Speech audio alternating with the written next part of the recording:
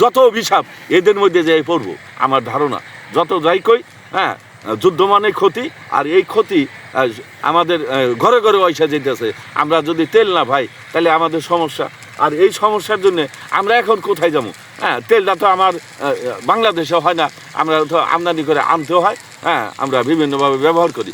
সব মিলে আমি যেটা মনে করি এই যুদ্ধটা বন্ধ হইলে ভালো হইতো। আর এই যে ক্ষতি শুরু হয়ে গেছে বিভিন্ন দেশে, যেমন একটা কথা যে আমেরিকার যারা ঘাঁটি দিছে তাদের দেশেও কিন্তু আক্রমণ করতেছে ইরান, যে আমার শত্রু যারা তাদের যারা আশ্রয় দিব আমরা তাদের সাথে যুদ্ধ করব। 6টা দেশের সাথে অলরেডি যুদ্ধ শুরু হয়ে গেছে, বিভিন্ন ক্ষয়ক্ষতি হইতেছে। আসলে এই যে ক্ষতি, এই ক্ষতি যে পৃথিবীর জন্য কত বড় ক্ষতি সেটা বললে ছাড়ে না। বর্তমান যুগের মানুষ ভালো থাকবো, সুন্দর থাকবো, শান্তিতে থাকবো, হ্যাঁ, যার নেতৃত্বে মানুষ ভালো থাকবো তারে মানুষ পছন্দ করে নিব। অথচ এই ট্রাম্প আর হইলো যে ইসরায়েলের নেতা, হ্যাঁ, এরা কি বললো, এরা খালি মানুষ মারবো, হ্যাঁ, দেশকে ধ্বংস করবো।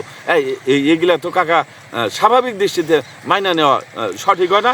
যে জামানে তাই কই, আমি আমার ব্যক্তিগত পক্ষ থেকে একটা কথাই বলি, যুদ্ধ যদি এখনও বন্ধ হয়ে যায় তাইলেও আমার মনে হয় যে একটু ভালো হইব।